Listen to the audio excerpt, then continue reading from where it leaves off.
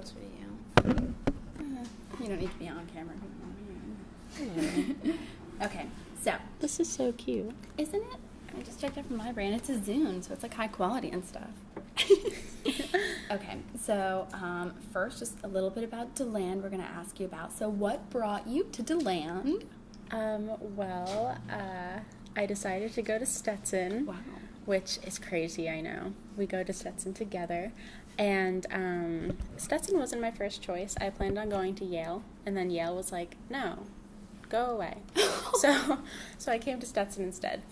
Okay. So here I am. What do you know about DeLand? Where did you get that information from?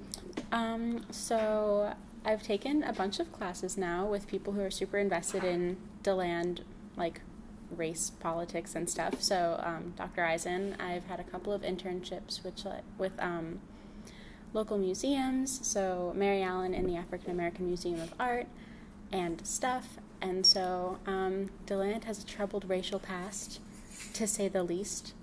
And what else? There's a lot going on. There are a lot of strong opinions. Okay. Tell me about the kinds of things you like to do in DeLand, and what is it about those places that draws you in and makes you return? I like food. Food. All right. Cool. Okay, yeah. So my favorite places in DeLand are food places. I remember my first week at Stetson is like focus week, and what I did every single day, instead of probably like finding friends at Stetson like I should have, was I went and got food at different places. So my very first DeLand restaurant was Odom Thai, and that still holds a really special place in my heart. So Odom Thai, Santorini's trilogy. I like coffee. I live in coffee shops. Valid. Coffee shops. And they're special to me because I'm hungry all the time, and a lot of them are like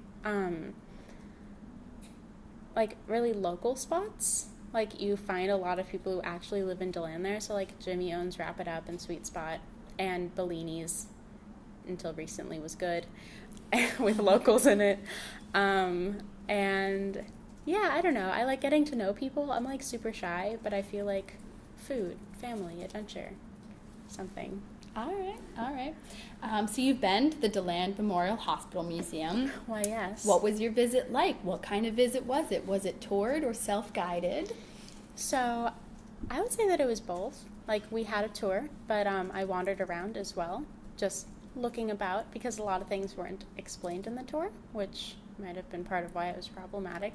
So we got to the hospital museum, and we were asked why we were there, which was a great way to start a guided tour of a museum. And our tour guide, whose name was, Frank. It was Frank, I thought so. And Frank let us in with a disclaimer, much like I did in my paper right then. He was like, look, it's not good.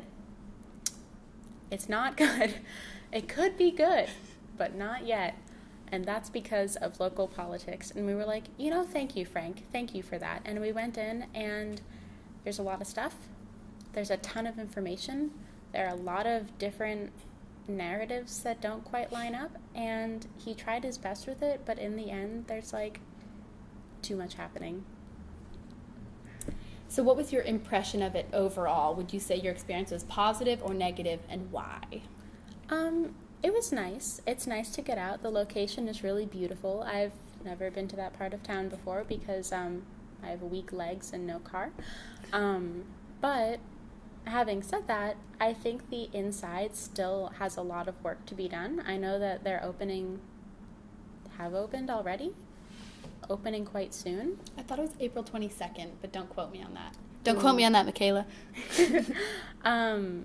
Well, whenever they're opening, it's really soon, and was really soon at that point as well. And so my overall impression, I think, was there's a lot of work that won't be done.